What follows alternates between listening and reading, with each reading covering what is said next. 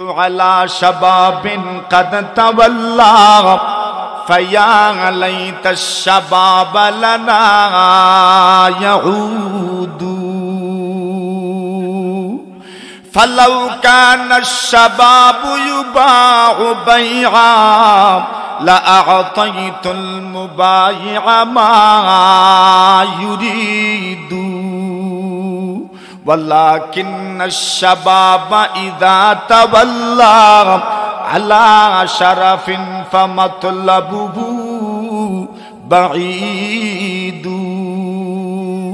فمن لم يترك وقتا لوقت وفاز بلذة فهو السعيد الله أكبر বলেন নবী আলাইহিস সালাতু ওয়াস সালাম বলেন আল্লাহর ফেরেশতাগণ বলেন আল্লাহ এই লোকের আমলনামা দেখেছি আমলনামার ডিটেইলস আমাদের সামনে আছে আল্লাহ তো জানেন আল্লাহ জানেন না যে এমন তো নয় আল্লাহ ফেরেশতাদেরকে অবগত করতে চান আল্লাহর ফেরেশতারা বলেন আল্লাহ দেখেছি আপনার বান্দা 60 এর দশকে জামাতের সাথে নামাজ আদায় করেছে আল্লাহ দেখেছি 50 এর দশকেও জামাতের সাথে নামাজ আদায় করেছে রব্বুল আলামিন বৃদ্ধ হয়ে গেছে এই জন্য আন্দোলনে সংগ্রামে শরীক হতে পারে না ইসলামের কোন আন্দোলনে শরীক হতে পারে না রাজপথে মিছিলেও যেতে পারে না মিটিংয়েও যেতে পারে না কিন্তু দেখেছি 60 এর দশকে ইসলামী আন্দোলনে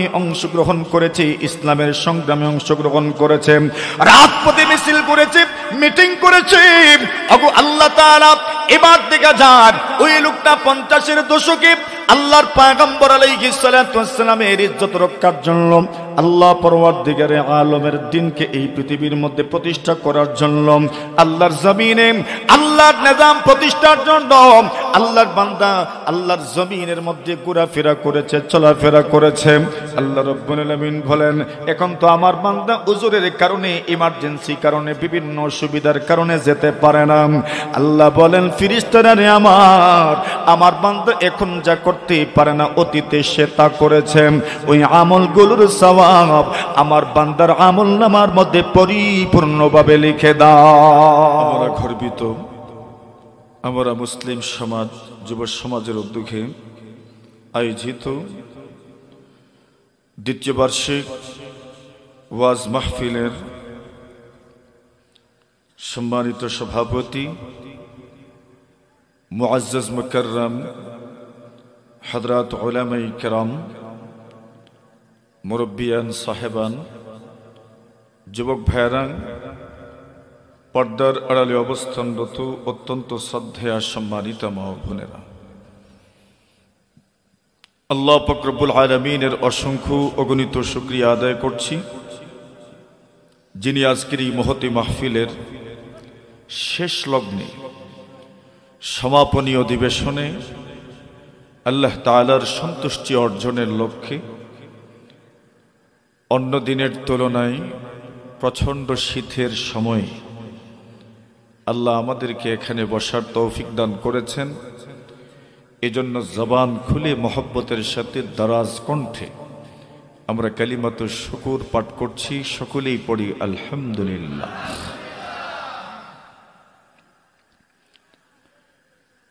এখানে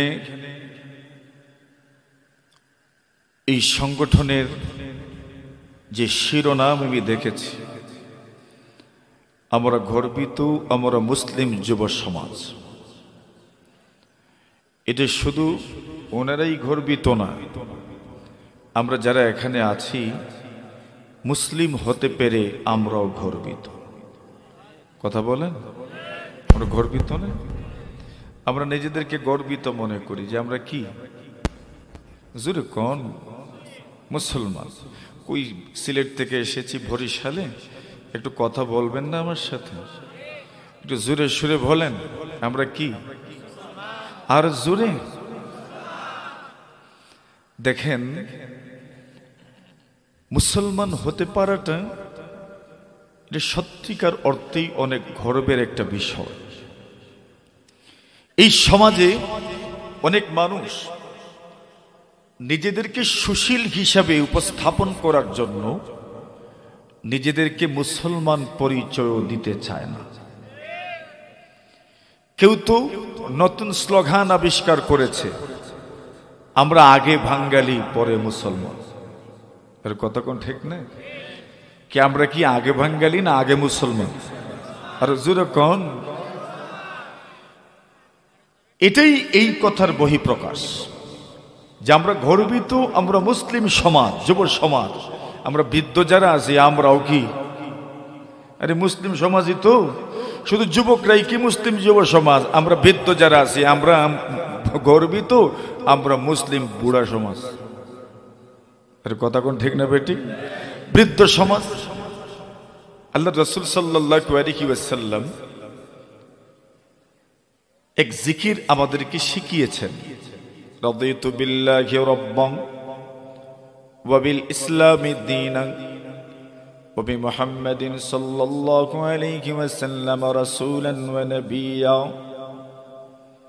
এটা একটা জিকির, এটা একটা দোয়া, এটা একটা এমন মূল্যবান শব্দ, কেউ যদি এটা পড়তে পারে তার জন্য জান্নাতের দরজা খুলে যায়। আবু সাল্লাম রাহিমাহুল্লাহ তাআলা বলেন, কুন্না কুউদান ফি মসজিদ হিমস,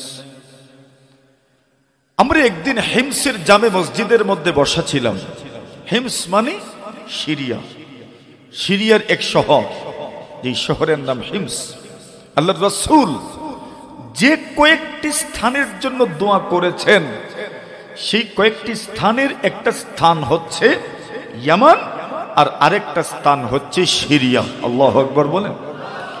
আল্লাহ রাসূল দোয়া করেছেন, আল্লাহুম্মা বারিক লানা ফি ইয়ামানিনা, আল্লাহ আমাদের ইয়ামানের মধ্যে বরকত দান করেন, ওয়া ফি শামিনা, আমাদের সিরিয়ার মধ্যে বরকত দান করেন।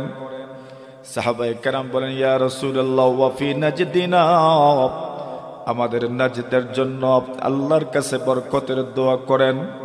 রাসূল বলেন, না না, হুনালিকা জানাজিল ওয়াল ফিতান, নাজদের মধ্যে বরকত হবে না, সেখানে ভূমিকম্প আর সেখানে ফিতনা ফাসাদ আছে, বরকত নাই। নাউজুবিল্লাহ বলেন। কেন ওই সময় ওই জায়গাটা দারুল কুফর ছিল, এজন্য রাসূল বরকতের দোয়া করেননি, কিন্তু ইয়ামানের ওয়ালাদের জন্য বরকতের দোয়া করেছেন, সিরিয়া ওয়ালাদের জন্য বরকতের দোয়া করেছেন। ওই সিরিয়ার এক শহর হিমসের জামে মসজিদের মধ্যে ওনারা বসে আছেন। আল্লাহর বান্দা বলেন, হঠাৎ করে লক্ষ্য করলেন যে একজন সুদর্শন মানুষ, পুরোটা চেহারা এত সুন্দর, চেহারার দিকে তাকালেই মনে হয় যেন জান্নাতি মানুষ। এমন কিছু মানুষ আসে না সমাজে, এদের চেহারার দিকে তাকালেই কি মনে হয়? হুজুর কোন? রাসূলুল্লাহ সাল্লাল্লাহু আলাইহি ওয়াসাল্লাম অনেক সাহাবীদের ব্যাপারে ঘোষণা করেছেন, মান সাররাহু আইয়ানজুরা ইলা রাজুলিন মিন আহলিল জান্নাহ। আল্লাহ রাসূল বলেন, কোন মানুষ যদি জান্নাতি কোন মানুষ দেখতে চায়, আল্লাহ রাসূল বলেন, ফালিয়ানজুর ইলা গাযা, ওই লোকের দিকে যেন তাকায়, আল্লাহর জমিনে জান্নাতের মানুষের দেখা পেয়ে যাবে। তাহলে বোঝা গেল কিছু মানুষের চেহারাটাই জান্নাতি চেহারা। সুবহানাল্লাহ বলেন। আল্লাহর বান্দা আবু সাল্লাম বলেন, কুন্না কুউদান ফি মসজিদ হিম, আমরা হিমসের জামে মসজিদের মধ্যে বসা ছিলাম। এমন সময় লক্ষ্য করে দেখি একজন বয়স্ক মানুষ, অনেক বয়স্ক একজন মানুষ হঠাৎ করে দাঁড়াইলেন। দাড়ি শুভ্র দাড়ি, সুন্দর দাড়ি, চুলগুলো সাদা হয়ে গেছে। আল্লাহর বান্দা বলেন, শরীরটা দুর্বল হয়ে গেছে। ওনার চেহারার দিকে তাকালেই মনে হয় বার্ধক্যের চাপ সুস্পষ্টভাবে ওনার চেহারার মধ্যে দেখা যায়। আল্লাহর বান্দা বলেন, আবু সাল্লাম বলেন, উনি যখন মসজিদের মধ্যে দাঁড়াইলেন, হঠাৎ করে যদি আপনাদের মসজিদে এমন কোন অপরিচিত সুন্দর সুদর্শন মানুষের দেখা পেয়ে যান, তবে সকলেই ওনার দিকে অপলক নেত্রে চেয়ে থাকবেন, ওই মানুষটা কি, কোথা থেকে আসলেন, এত সুন্দর মানুষ জীবনেও তো দেখি নাই। আল্লাহর বান্দাগণ বলেন, আমরা যেহেতু নাকি চিনতে পারি নাই, এই জন্য কেউ প্রশ্ন করলেন, মান হাদা, উনিকে একটু পরিচয় দেন। আল্লাহর একজন বান্দা ওনার পরিচয় দিলেন, উনি উনাকে চিনতেন জানতেন। উনি পরিচয় দিলেন হাদা খাদাবা রাসূলুল্লাহ সাল্লাল্লাহু আলাইহি ওয়াসাল্লাম। আল্লাহর ভান্ডারের এই মানুষটাকে কি চিনতে পেরেছো? ইনি এমন একজন মানুষ যিনি রাসূলুল্লাহ সাল্লাল্লাহু আলাইহি ওয়াসাল্লামের খেদমত করেছেন। জোরে বলেন সুবহানাল্লাহ।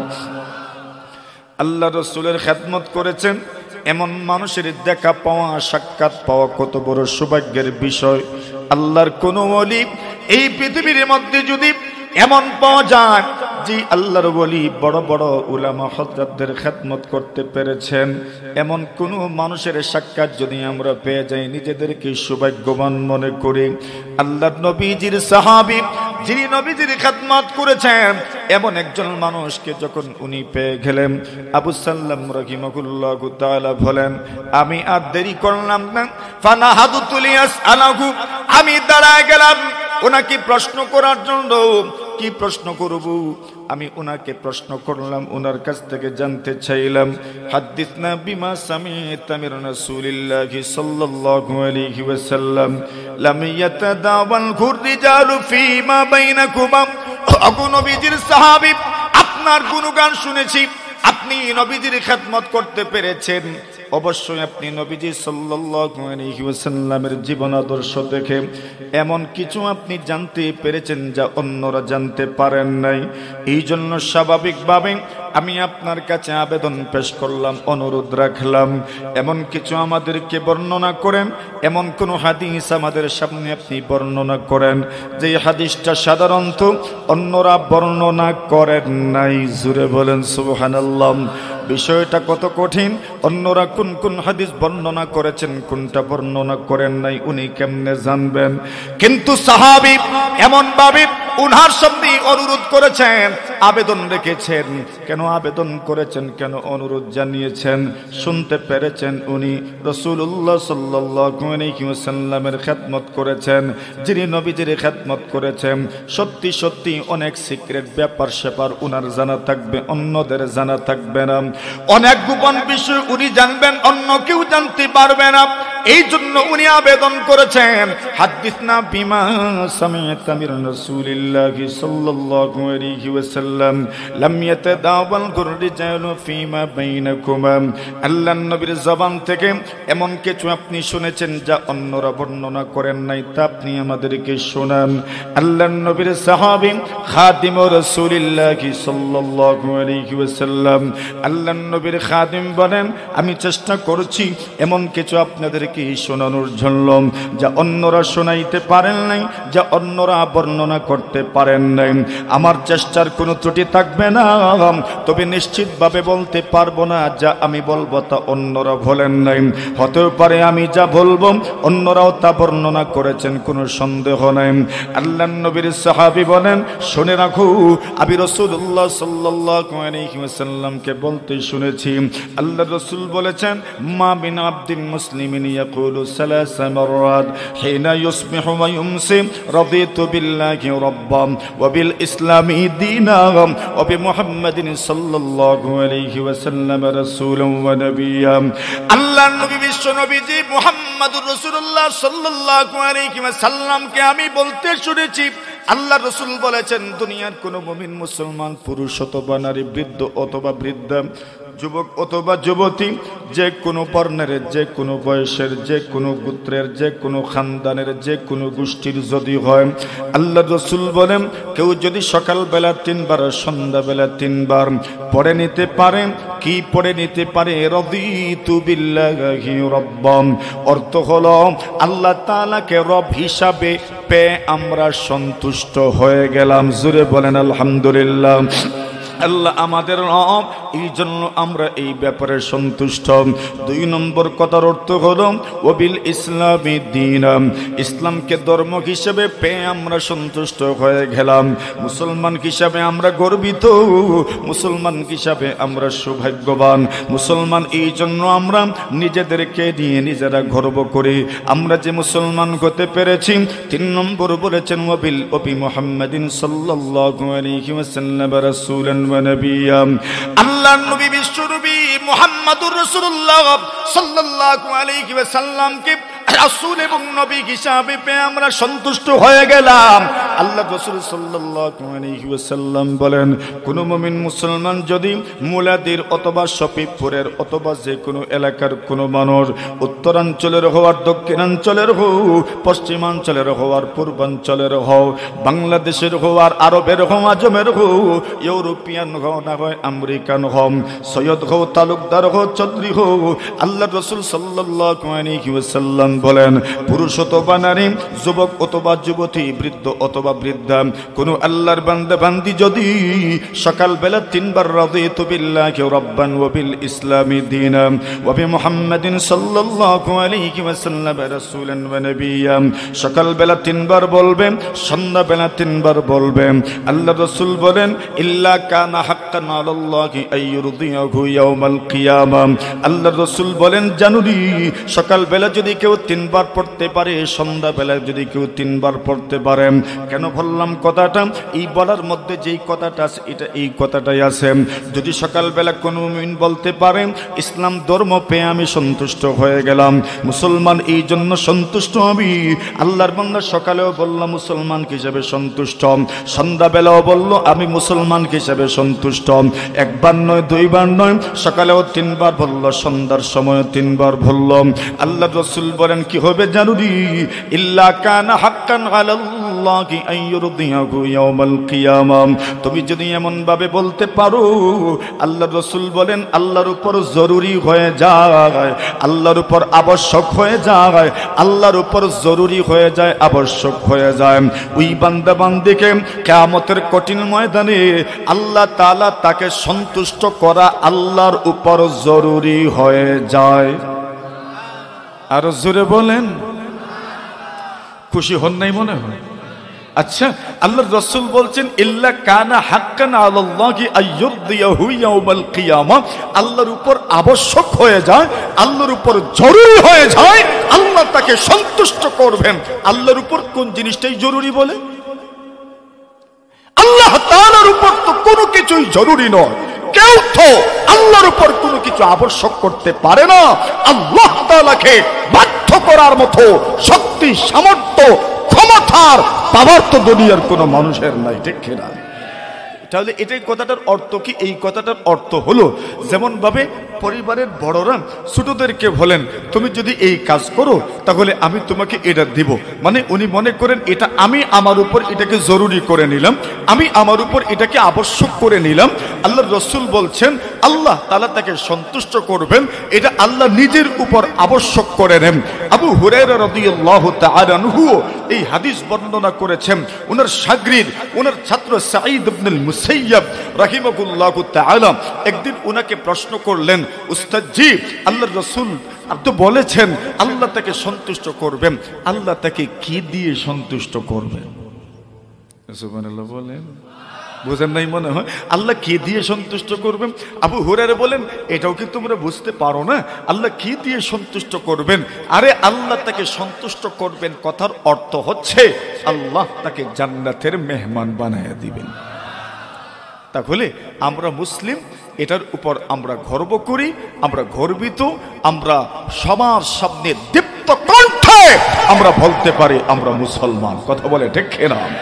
এটাই তো আমাদের পরিচয়, এটাই আমাদের ইসলামী পরিচয়, এটাই আমাদের ধর্মীয় পরিচয় যে আমরা মুসলমান। আসুন, আমি সেদিকে যাচ্ছি না, সেদিকে যাব না। এখানে যাদের উদ্যোগে আজকের এই মাহফিল, এরা সকলেই যুব সমাজ, আলহামদুলিল্লাহ বলে।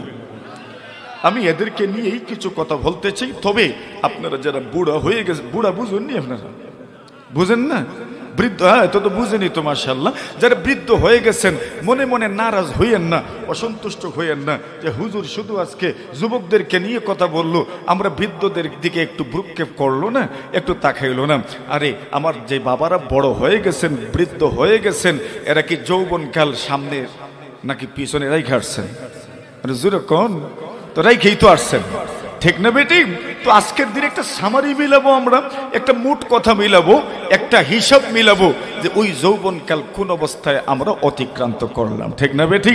আচ্ছা, যৌবনকাল একবার যখন চলে যায় আর আসে তো, জোরে কোন আচ্ছা হুজুর আগে জিজ্ঞাসা করছেন, আমি শুনছি ভাত যেটাতে পাক করা হয় এটাকে কি বলে আপনাদের দেশে? আপনাদের দেশেরটা কোন? কানাডুলি। আচ্ছা দেখেন, একই পাতিলে ভাত পাক করা হয়, পরিবারের যিনি শিশু সেও খায়, সে বড় হয়, যারা যুবক এও খায়, এও কি হয়? যুবকই হয়। আর যারা বুড়া এরাও খায়, এরা কি হয়?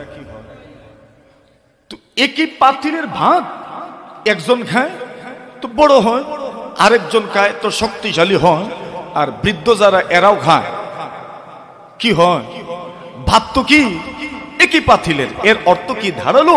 যৌবনকাল একবার যখন আমার থেকে মুখ ফিরিয়ে নেয় আর জীবনেও ব্যাক করে না, আর ফিরে আসে না। আল্লাহর বান্দা এই জন্য বলছেন, বাকাইতু আলা শাবাবিন কাদ তাওয়াল্লা ফায়া লাইতা শাবাব লানা ইয়াউদু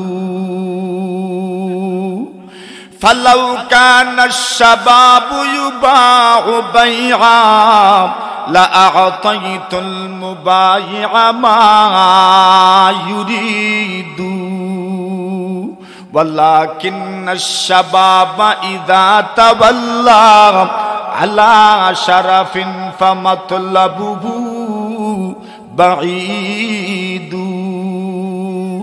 فمن لم يترك وقتا لوقت وفاز بلذة فهو السعيد الله أكبر বলেন। এটা কবির কবিতা। কেউ তো বলছেন এটা আলী রাদিয়াল্লাহু তাআলার কবিতা। আলী রাদিয়াল্লাহু তাআলা বলছেন, আমি এমন এক যৌবনকালের জন্য কাঁদি যেই যৌবনকাল আমার থেকে চলে গেছে। আলী রাদিয়াল্লাহু তাআলা বলেন, আহারে যদি যৌবনকালটা আমার ফিরে আসতো। কি মনে করেন আপনারা যৌবনকাল চলে যাওয়ার পরে আর জীবনেও ফিরে আসবেন? যখন যুবকরা মাঝে মধ্যে আপনার ক্রেডিট দেখায় আর অ্যাটিটিউড দেখায়, যুবকরা যখন মাঝে মধ্যে শক্তি সামর্থ্যের গল্প শোনায়, তখন মুরব্বীদের কি মনে হয় জানেন? ওনারা বলেন, আহারে যদি আগের যৌবনকালটা আমার থাকতো, তবে দেখতে আমি তোর যৌবনকালের বাহাদুরি কিভাবে বীরত্ব আমি তোর মাটির সাথে চূর্ণ বিচূর্ণ করে দিই। কথা বলেন ঠিক কিনা? মানে ওই সময় বৃদ্ধ যারা, ওনাদের মন চায় যদি যৌবনকালটা কি হতো, ফিরে আসতো। আল্লাহর বান্দা বলেন, ফালাউ কানা শাবাবু ইউবাউ বাইআ লা আ'তাইতুল মুবাইআ মা ইউরিদু। দুনিয়ার কোন বাজারে যদি যৌবনকালের সওদা হতো, দুনিয়ার কোন বাজারে যদি যৌবনকাল কেনা বেচা কত, যৌবনকাল বিক্রির কোন যদি দোকান পেয়ে যেতাম, আল্লাহর বান্দা বলেন বৃদ্ধ মানুষের মনের তামান্না, বৃদ্ধ মানুষের মনের আকাঙ্ক্ষা, বৃদ্ধ মানুষের মনের চাওয়াটা হইল সারা জীবনের পুঁজি, সারা জীবনের সঞ্চয় ব্যয় করে হইলেও যৌবনকালটা কিনে নিয়ে আসাম। কিন্তু আল্লাহর বান্দা বলেন, দুনিয়ার কোন বাজারে যৌবনকাল নামক মহান নিয়ামত বিক্রি হয় না। কেন বিক্রি হয় না? আল্লাহ জানা দিয়েছেন। যৌবনকালের তুলনা, যৌবনকালের উদাহরণ উনি পেশ করেছেন। যৌবনকাল কার নাম জানেন? যৌবনকাল হলো নদীর পাড়ের এমন জমিনের মতো, নদীর পাড়ের এমন এক জমিনের মতো যৌবনকাল। যদি নদীর মধ্যে জোয়ার বাতাসে, আর যখন নদী ওই জমিনটাকে নিজের গর্ভের ভিতরে নিয়ে যায়, নিজের পেটের ভিতরে নিয়ে যায়, যেমন ভাবে ওই জমিন আর কোনোদিন ফিরিয়ে আনা যায় না। এই পৃথিবীর মানুষ নদীর পারের কোন জায়গা অথবা সাগর পারের কোন জায়গায় যদি নদী কোনদিন বা সাগর কোনদিন গিলে নেন, যেমন ভাবে ওই জায়গা কোনদিন ফেরত আনা যায় না। আল্লাহর বান্দা বলেন, শুনো, যৌবনকাল ওই জায়গার মতো, যে জায়গা সাগর গিলে নিয়েছে বা নদী গিলে নিয়েছে, ওই জায়গা জমি যেমন ভাবে ফেরত আনা যায় না। যৌবনকাল একদিন চলে গেলে আর জীবনেও যৌবনকাল ফিরিয়ে আনা যায় না, ঠিক কিনা? আল্লাহর বান্দা বড় সুন্দর করে বুঝিয়েছে আমাদেরকে, ওয়ালাকিন্না শাবাবা ইযা তাওয়াল্লা আলা শারাফিন ফামাতলা মাতলাবুহু বাঈদু। উদাহরণ তো বুঝে নিয়েছেন আপনারা, নদীমাতৃক এলাকার লোকজন আপনারা এটা তো খুব ভালো করেই বোঝেন। নদী যখন কোনো জায়গাকে তার গর্ভে তার পেটের ভিতরে গিলে নেয়, ওইটা আর কখনো ফেরানো যায় না। যৌবনকাল চলে গেলেও আর জীবনও ফিরিয়ে আনা যায় না। এজন্য রাসূল আকরাম সাল্লাল্লাহু আলাইহি ওয়াসাল্লাম যৌবনকালের গুরুত্ব আমাদের সামনে তুলে ধরেছেন। আল্লাহু আকবার। কোন এক আল্লাহর ওলি তো যৌবনকালের একটা সংজ্ঞা দিয়েছে, মানুষের জীবনে তার 40 বছর অথবা তার 60 বছর অথবা তার 80 বছর অথবা 100 বছরের এই লম্বা জিন্দেগির মধ্যে মানুষের জীবনে 3টা কাল আসে। একটা কালের নাম হলো শৈশবকাল, আরেকটা কালের নাম হলো বার্ধক্যকাল, আর আরেকটা কালের নাম হলো এই 2 কালের মধ্যখানে, ওইটার নাম হইল যেরকম যৌবনকাল। শৈশবকালেও মানুষ দুর্বল থাকে, বৃদ্ধ হয়ে গেলেও মানুষ দুর্বল হয়ে যায়। একমাত্র মানুষের শক্তি, মানুষের সামর্থ্য, মেধার দিক থেকে, ইচ্ছা শক্তির দিক থেকে, মননের দিক থেকে, মানসিকতার দিক থেকে শক্তিশালী গোল্ডেন মডার্ন হচ্ছে তার যৌবনকাল। ঠিক না ঠিক? ওই যৌবনকালের গুরুত্ব কি পরিমাণ, আল্লাহর এক বান্দা এই যৌবনকালের পরিচয় দিতে গিয়ে বলেছে, বাইফুন জারানা আকামা ইনদানা কালিলান ফাসাওয়াদা সুহুফা বিযুনুবি ওয়া ওয়াল্লাহ। আল্লাহর বান্দা বলছেন যৌবনকাল কার নাম জানো? যৌবনকাল ক্ষণিকের এক মেহমান, সামান্য সময়ের মেহমান আসে আমাদের কাছে। মেহমান যেমন আসে সব সময় থাকে না, চলে যায়, একটা সময় সে বিদায় নিয়ে চলেই যায়। যেমন আমরা এসেছি, কিছু সময় অবস্থান করলাম, চলে যাব আবার। আল্লাহর বান্দা বলছেন যৌবনকাল মানব জীবনে এক মেহমানের মতো আসে মানুষের জীবনে। আকামা ইনদানা কালিলা, কিছু সময় অবস্থান করেন, কিন্তু এই অবস্থানকালীন সময়ে ফাসাওয়াদা সুহুফা বিযুনুব, আমার আমলনামা গুনাহের মাধ্যমে কালো করে ফেলে, কালো করে ফেলে, কালো করে ফেলে। এরপর যৌবনকাল চলে যায়, আমার গুনাহ যেমন ছিল এমনই রয়ে যায়। কথা বলেন ঠিক কিনা? আমাদের অনেকের যৌবনকালের সংজ্ঞা তো এইটাই, যৌবনকাল আসলো আমার মধ্যে থাকলো কতদিন, আর ওই যৌবনকালের পিছনে পড়ে আমি আমার আমলনামাকে গুনাহের মাধ্যমে কালো করে ফেললাম। একদিন যৌবনকাল আমার থেকে বিদায় হয়ে গেল, আমি আর ওই যৌবনকালের ঘাটতিটা পূরণ করতে পারলাম না। কথা বলেন ঠিক না বেঠিক?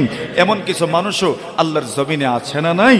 তবে এর বিপরীত কিছু মানুষও তো আল্লাহর জমিনে আছে, যে মানুষগুলো তার যৌবনকালটা এমন ভাবে সতর্কতার সাথে এমন ভাবে অতিবাহিত করেছে, আল্লাহু আকবার। রাসূল আকরাম সাল্লাল্লাহু আলাইহি ওয়াসাল্লাম বলেন, ওই লোকটা তার যৌবনকালের আমলের মাধ্যমে আল্লাহ তাআলার জান্নাতের মেহমান হওয়ার ধাপ অনেকটা এগিয়ে রেখেছে। একটা ছোট্ট ঘটনা আপনাদেরকে আমি আগে শুনাই, এরপরে আমি 2-1টা হাদিস আপনাদেরকে শোনাবো। আল্লাহর এক বান্দা যৌবনকাল যদি আপনি কাজে লাগাতে পারেন কি পরিমাণ লাভ হয়। উলামায়ে কেরাম লিখেন, হাদিস শরীফের মধ্যে আসে, রাসূল আকরাম সাল্লাল্লাহু আলাইহি ওয়াসাল্লাম বলেন, কোন মানুষ যদি অসুস্থ হয়ে যায় আর অসুস্থতার কারণে মসজিদে জামাতের সাথে নামাজ আদায় করতে পারলো না, আল্লাহর রাসূল বলছেন সুস্থ অবস্থায় মসজিদে গিয়ে জামাতের সাথে নামাজ আদায় করেছে, এজন্য অসুস্থ থাকাকালীন সময়ে মসজিদে গিয়ে নামাজ আদায় না করতে পারলেও আল্লাহ তাআলা তার আমলনামায় মসজিদে গিয়ে জামাতের সাথে নামাজ আদায়ের সওয়াব দান করেন। ঠিক তেমনি ভাবে কোন মানুষ যদি মুসাফির অবস্থায় জামাত পড়তে পারলো না, আল্লাহর রাসূল বলছেন ওই লোকটা মুসাফির না থাকলে যেমন ভাবে জামাতে গিয়ে নামাজ পড়তো, মুসাফির হওয়ার কারণে জামাতে নামাজ পড়তে পারলো না, তার উজর আছে, আল্লাহ তাআলা তার আমলনামাতেও জামাতের সাথে নামাজ আদায়ের সওয়াব দান করেন। কিছু মানুষ আছে বুড়া হয়ে যাওয়ার পরে, বৃদ্ধ হয়ে যাওয়ার পরে জামাতে নামাজ পড়তে যেতে পারেন না, বিভিন্ন দুর্বলতার কারণে। আল্লাহর ফেরেশতাদেরকে আল্লাহ বলেন, আমার বান্দা তো আসতে পারলো না, ঠিক আছে, দেখুন তো তার বয়স 70 বছর, দেখো 60-এর দশকে কি করেছে, আচ্ছা 50-এর দশকে কি করেছে, আচ্ছা 40-এর দশকে কি করেছে। সুবহানাল্লাহ বলা যাবে? জোরে বলেন। নবী আলাইহিস সালাতু ওয়াস সালাম বলেন, আল্লাহর ফেরেশতাগণ বলেন, আল্লাহ এই লোকের আমলনামা দেখেছি, আমলনামার ডিটেইলস আমাদের সামনে আছে, আল্লাহ তো জানেন, আল্লাহ জানেন না যে এমন তো নয়। আল্লাহ ফেরেশতাদেরকে অবগত করতে চান। আল্লাহর ফেরেশতারা বলেন, আল্লাহ দেখেছি আপনার বান্দা 60-এর দশকে জামাতের সাথে নামাজ আদায় করেছে। আল্লাহ দেখেছি 50-এর দশকেও জামাতের সাথে নামাজ আদায় করেছে। রব্বুল আলামিন বৃদ্ধ হয়ে গেছে, এই জন্য আন্দোলনে সংগ্রামে শরীক হতে পারে না, ইসলামের কোন আন্দোলনে শরীক হতে পারে না, রাজপথে মিছিলেও যেতে পারে না, মিটিংয়েও যেতে পারে না। কিন্তু দেখেছি 60-এর দশকে ইসলামী আন্দোলনে অংশগ্রহণ করেছে, ইসলামের সংগ্রামে অংশগ্রহণ করেছে, রাজপথে মিছিল করেছে, মিটিং করেছে। ওগো আল্লাহ তাআলা, এবার দেখা যায় ওই লোকটা 50-এর দশকে আল্লাহর পয়গম্বর আলাইহিস সালাতু ওয়াস সালামের ইজ্জত রক্ষার জন্য, আল্লাহ পরওয়ারদিগারে আলমের দ্বীনকে এই পৃথিবীর মধ্যে প্রতিষ্ঠা করার জন্য, আল্লাহর জমিনে আল্লাহর নিজাম প্রতিষ্ঠার জন্য আল্লাহর বান্দা আল্লাহর জমিনের মধ্যে ঘোরাফেরা করেছে, চলাফেরা করেছে। আল্লাহ রাব্বুল আলামিন বলেন, এখন তো আমার বান্দা উজুরের কারণে, ইমার্জেন্সি কারণে, বিভিন্ন অসুবিধার কারণে যেতে পারে না। আল্লাহ বলেন, ফেরেশতারা রে আমার বান্দা এখন যা করতে পারে না, অতীতে সে তা করেছে, ওই আমলগুলোর সওয়াব আমার বান্দার আমলনামার মধ্যে পরিপূর্ণভাবে লিখে দাও। আল্লাহর হাবিব সাল্লাল্লাহু আলাইহি ওয়াসাল্লামের উম্মত খুব গভীর মনোযোগ দিয়ে শুনেন। আত-তারগীব ওয়াত-তারহীবের মধ্যে আল্লামা ইয়াফিঈ রাহিমাহুল্লাহু তাআলা লিখেন, আত-তারগীব ওয়াত-তারহীব একটা কিতাব হচ্ছে হাদিসের কিতাব, আল্লামা মুনজিরি রাহিমাহুল্লাহু তাআলার কিতাব, আর একটা হচ্ছে তাসাউফের কিতাব। আল্লামা ইয়াফিঈ রাহিমাহুল্লাহু তাআলার কিতাবের মধ্যে উনি লেখেন, একজন যুবক এমন ছিল, পুরো গুনাহগার, গুনাহের মধ্যে এমন ভাবে জড়িয়ে গিয়েছিল, জীবনটাই গুনাহের মধ্যে অতিবাহিত করে দিয়েছে।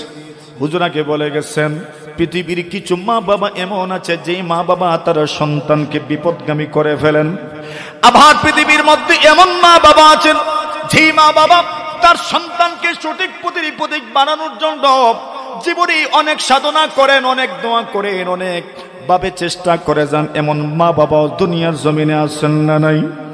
আল্লাহর বান্দা যুবক, এমন কোন গুনাহ নাই যে গুনাহ তার সামর্থ্যের ভিতরে আছে আর সে করে নাই। সকল গুনাহ সে করতে চেয়েছে যে গুনাহ তার সামর্থ্যের ভিতরে আছে। একদিন আল্লাহর বান্দা একজন ব্যভিচারিণী মহিলা মনে করে একজন আল্লাহর বান্দিকে বাড়িতে নিয়ে এসেছে, চুক্তি করে বাড়িতে নিয়ে এসেছে। বাড়িতে যখন নিয়ে এসেছে, যে সময় ব্যভিচারের মধ্যে লিপ্ত হয়ে যাবে, জিনার মধ্যে লিপ্ত হয়ে যাবে, আল্লাহু আকবার।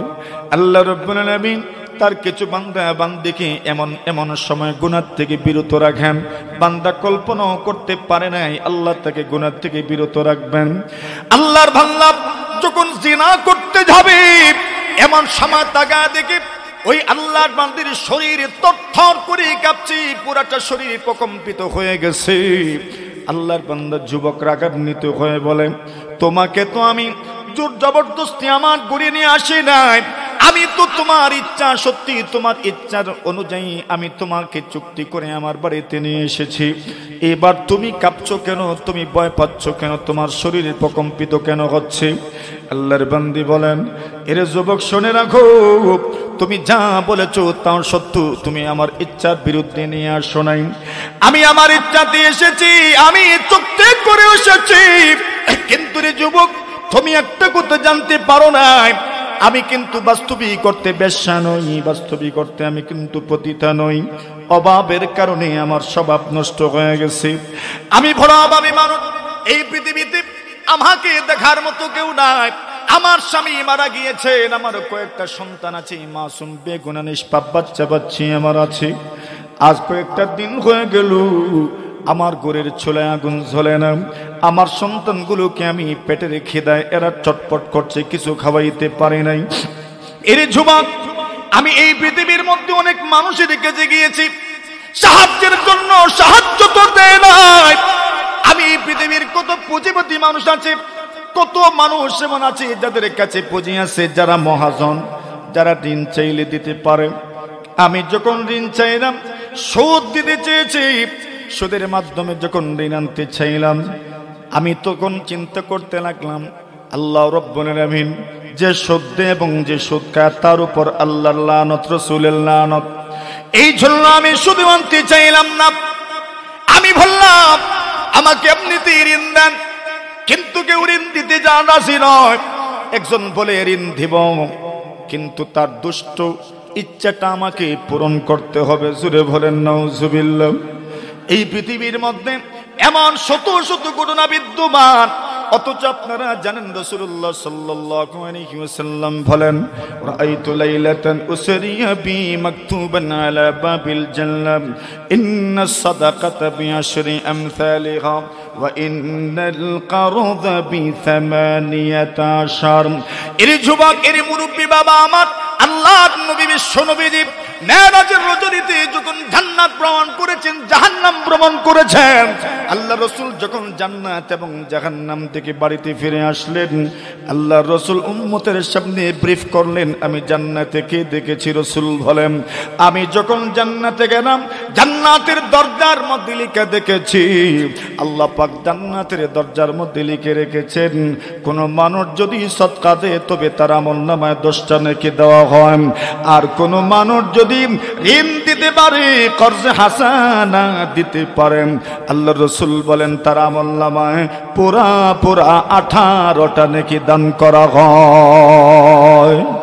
জোরে বলেন। আজ কিন্তু এরপরে কোনো মানুষ আমাকে ঋণ দিতে চাইল না। শেষ পর্যন্ত আমি চিন্তা করতে লাগলাম, আমি ঋণ নিব, সেই ঋণটাও পরিশোধ করতে হবে, ইজ্জত বিলিয়ে দিতে হবে, সম্মান মর্যাদাও বিলিয়ে দিতে হবে। এর চেয়ে ভালোই হলো আমি পতিতাবৃত্তিতে নেমে পড়ি, বেশ্যাগিরিতে নেমে পড়ি। এই জন্য আমি আমার প্রতিবেশিনীর কাছ থেকে একটা জোড়া ধার নিলাম, সেই জোড়া পরিধান করে আমি পতিতাবৃত্তিতে নেমে আসলাম। এর যুবক, আর ওই রাত্রেই তোমার সঙ্গে আমার দেখা হয়ে গেছে, এই প্রথম তুমি আমাকে চুক্তি করি তোমার বাড়ি পর্যন্ত নিয়ে এসেছ।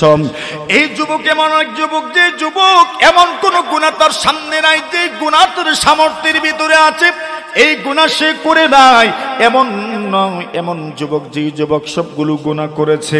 আল্লাহর বান্দা যুবক, এইবার তার শরীরেও কম্পন শুরু হয়ে গেল। এমন হৃদয় বিদারক ঘটনা জীবনেও তো শুনে নাই, এমন মর্মস্পর্শী ঘটনা জীবনেও শুনে নাই। মানুষ বুঝি না খেয়ে কয়েকদিন আছে, ছোট্ট ছোট্ট নিষ্পাপ সন্তানগুলো না খেয়ে আছে, যুবক মন ধরাতে পারে না। এমনিতে যুবক বলে, আরে যৌবনকাল এমন এক কালের নাম, এরা ভাঙতেও পারে গড়তেও পারে। জুড়ে বলেন ঠিক কিনা?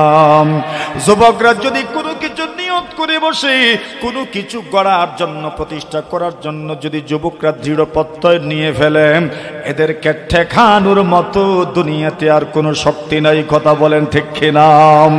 ওই যুবকরা যদি আবার কোনো কিছু ভেঙে ফেলতে চান, তবে যুবকদের মাধ্যমে ভাঙ্গনটাও তাড়াতাড়ি হয়ে যায়। কোনো কিছু ভাঙতে চাইলে তারা ভাঙতেও পারেন, আবার কোনো কিছু গড়তে চাইলেও তারা গড়তে পারেন। এমন একে টেন্ডেন্সি আল্লাহ পাক রব্বুল আলামিন তাদেরকে দান করেছেন, এমন এক শক্তি আল্লাহ তাআলা যুবকদেরকে দান করেছেন। আল্লাহর বান্দা যুবক বলে, ওগো আল্লাহর বান্দি, ভুল আমার, আমি তো জানতে পারি নাই, ভুল করে ফেলেছি গো। এইবার ভুলের মাসুলটা আমি দিই। যান, আপনার বাড়িতে যান, আমি যে টাকা চুক্তি করে আপনাকে বাড়িতে নিয়ে এসেছিলাম, সেই টাকাটাও আমি আপনাকে হাদিয়া দিয়ে দিলাম। আল্লাহর বান্দি গো, আপনি আমাকে ভাই হিসাবে দেখতে পারেন। আল্লাহর জমিনের মধ্যে যদি কোনোদিন আপনি বিপদের মধ্যে পড়ে যান, বিপদগ্রস্ত হয়ে যান, আপনি মেহেরবানি করে আপনার এই ভাইকে স্মরণ করিয়েন। আমি ওয়াদা দিলাম আপনাকে জীবনে কষ্ট করতে দেব না। সুবহানাল্লাহ বলেন। আল্লাহর বান্দা এইবার হাসি মুখে, কান্না জড়িত চোখে বাড়ির দিকে রওনা। বাড়িতে যাওয়ার সময় সন্তানদের জন্য খাবার খোরাক নিয়ে গেলেন। আল্লাহর বান্দা বাড়িতে গেলেন, খোরাক দিলেন সন্তানদের মুখে।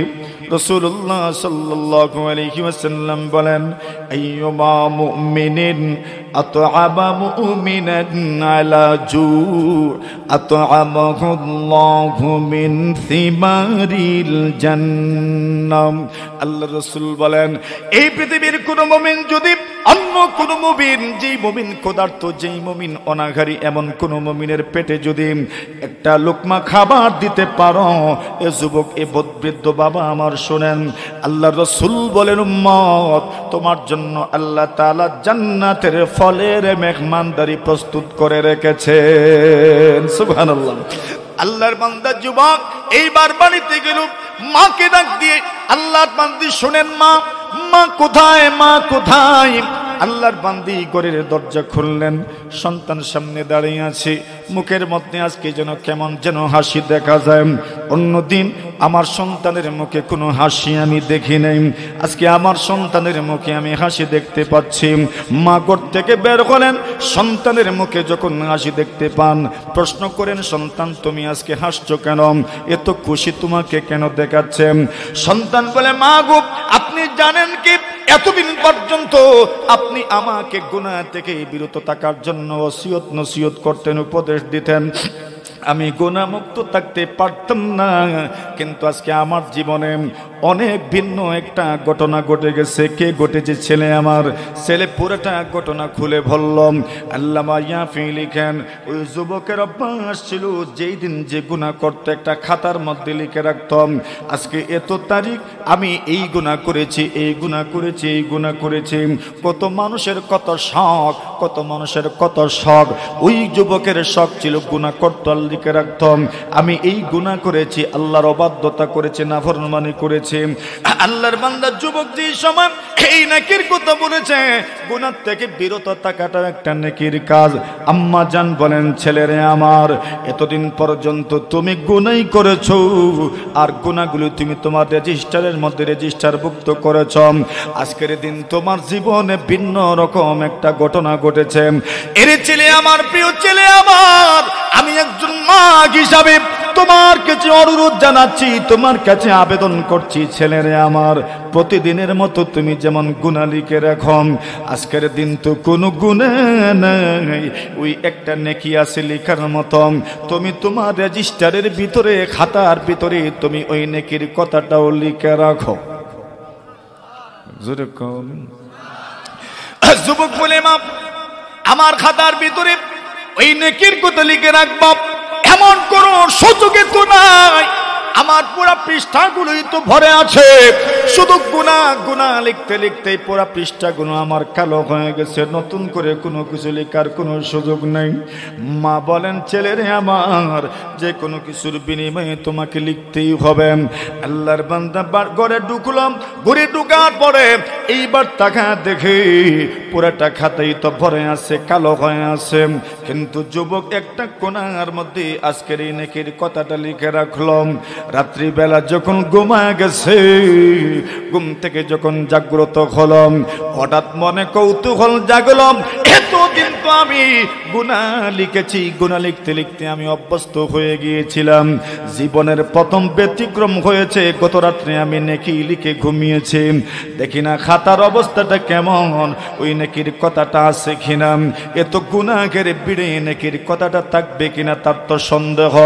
আল্লাহর বান্দা বলেন, আমি যে সময় আমার রেজিস্টার উল্টানো শুরু করলাম, প্রথম পৃষ্ঠা থেকে শেষ পৃষ্ঠা পর্যন্ত যখন আমি উল্টানো শুরু করলাম, আল্লাহর বান্দা যুবক বলেন, আমি তাকা দেখি ওই পৃষ্ঠার মধ্যে, খাতার মধ্যে শুধু ওই নেকি এবং কোরআনে মাজিদের একটা আয়াত ছাড়া একটা কালো অক্ষরও আমার পুরা খাতার মধ্যে আর নাই।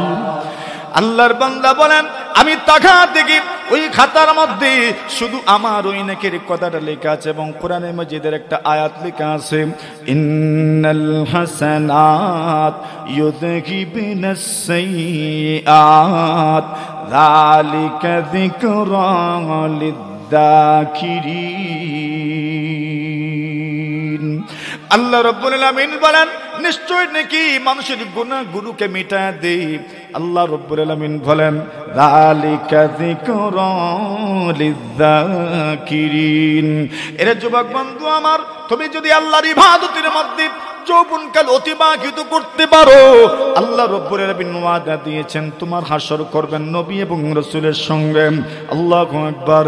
এইজন্য আল্লাহর বান্দা বলেন, ওয়াকাতে পীরি গরগে জালিম মিশওয়াদ পরহেজগার দর জওয়ানি তওবা করদন শিবায়ে পয়গম্বরি। যৌবনকালে তওবা করা নবীদের আমল, নবীদের সাথে একটা সাদৃশ্য তৈরি হয়ে যায়। এই জন্যই হাদিস শরীফের মধ্যে রাসূল বলেন, এই পৃথিবীর মধ্যে এমন কোন নবী রাসূল ছিলেন না যে নবী রাসূলকে আল্লাহ পরওয়ারদিগার আলম যৌবনকারী নবী বানায় প্রেরণ করেন নাই। সকল নবী রাসূলদেরকে আল্লাহ পাক যৌবনকারী নবী রাসূল বানিয়ে দুনিয়াতে প্রেরণ করেছেন। এরে যুবক বন্ধু আমার, তোমার প্রফেশন কি, তোমার আমল কি, তুমি কি করো, তোমার ইনকাম কি? হালাল পন্থে যে ইনকাম করো, তুমি যদি আল্লাহ তাআলার বিধানগুলো মানতে পারো, মহান আল্লাহ তাআলার ওলি হয়ে দুনিয়া থেকে বিদায় নিতে পারবেন, ঠিক কিনা? আল্লাহর ওলি হয়ে আপনি এই দুনিয়া থেকে বিদায় নিতে পারবেন। তবে এর জন্য জরুরি হচ্ছে এই যে যৌবনকালকে কদর করা। আপনি তাকালে দেখবেন এই পৃথিবীর ইতিহাসে নবী যুগ থেকে নিয়ে যুবকদের দিয়ে আল্লাহর রাসূল সাল্লাল্লাহু আলাইহি ওয়াসাল্লাম এমন এমন গুরুত্বপূর্ণ কাজ আঞ্জাম দিয়েছেন যা কল্পনার বাহিরে। ইলমের লাইনে, ওয়াজের মেহনতের লাইনে, দ্বীনের লাইনে যুবকদের মাধ্যমে রাসূল আকরাম সাল্লাল্লাহু আলাইহি ওয়াসাল্লাম আল্লাহর পক্ষ থেকে সাহায্য প্রাপ্ত হয়েছেন।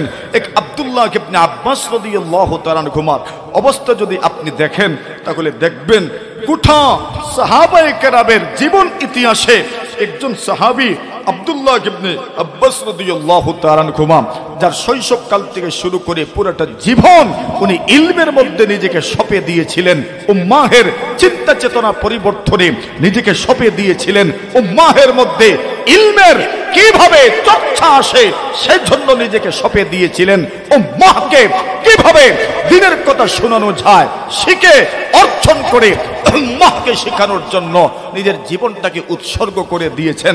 এমন প্রমাণ একজন না, হাজার হাজার সাহাবায়ে কেরাম এমন আছেন। আপনি আশ্চর্য হবেন, আল্লাহর রাসূল সাল্লাল্লাহু আলাইহি ওয়াসাল্লাম পৃথিবীর মুখে এই দ্বীনকে প্রতিষ্ঠা করার জন্য যাদের মাধ্যমে এই দ্বীন প্রতিষ্ঠা লাভ করেছেন, যাদেরকে উনি ছাত্র হিসাবে পেয়েছেন, যাদেরকে শিষ্য হিসাবে পেয়েছেন, ইলম অর্জনের গুরুত্ব বড় অপরিসীম। এজন্যই ইমামে বুখারী রাহিমাহুল্লাহু তাআলা ওমর ইবনুল খাত্তাব রাদিয়াল্লাহু তাআলা আনহুর কওল এবং ওনার বাণী আমাদের সামনে পেশ করেছেন।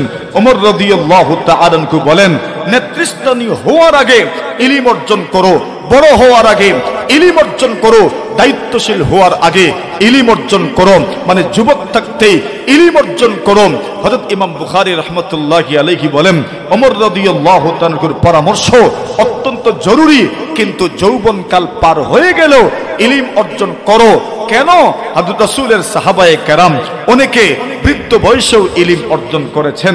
মুক্ত কথা, আমাদের এই সমাজ ব্যবস্থাকে পরিবর্তন করতে হলে, আদর্শ সমাজ হিসেবে গঠন করতে হলে সবার চাইতে বেশি ভূমিকা যাদের গ্রহণ করতে হবে সেই সমাজের নাম হচ্ছে আমাদের যুব সমাজ। কথা বলেন ঠিক কিনা? এরা কারা? আমাদের যুব সমাজ।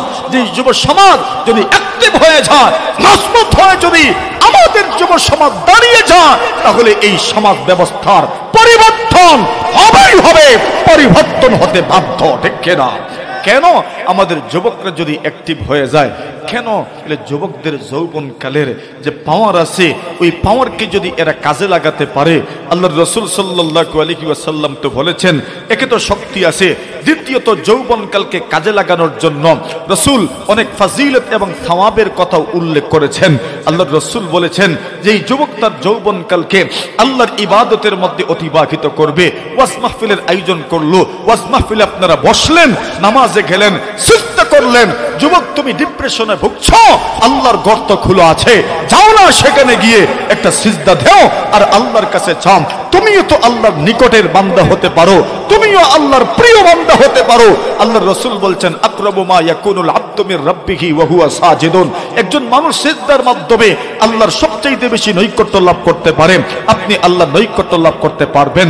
এজন্য প্রয়োজন আপনি এমন একটা পথের পথিক হবেন, এমন কিছু মানুষের সংস্রবে এবং সাহচর্যে থাকবেন যে মানুষগুলো আপনাকে সঠিক পথের দিকে আহ্বান করবে, ডাকতে থাকবে। কথা বলেন ঠিক কিনা? আমার ভাইরা, আল্লাহর রাসূল সাল্লাল্লাহু আলাইহি ওয়াসাল্লাম বলছেন, যদি যৌবনকাল আল্লাহর ইবাদতের মধ্যে অতিবাহিত করতে পারেন, অপেক্ষায় থাকেন, কিয়ামতের কঠিন ময়দানে আল্লাহ তাআলা আপনার জন্য আরশে আজিমের ছায়া প্রস্তুত করে রাখবেন। মেরে মুহতারাম হাজিরিন, কথা আর আমি দীর্ঘায়িত করব না, সময় অনেক হয়ে গেছে। আল্লাহ তাআলা আমাদেরকে কবুল করুন, সবাই বলি আমিন। এই মজলিসে আমরা উপস্থিত হতে পেরেছি, এই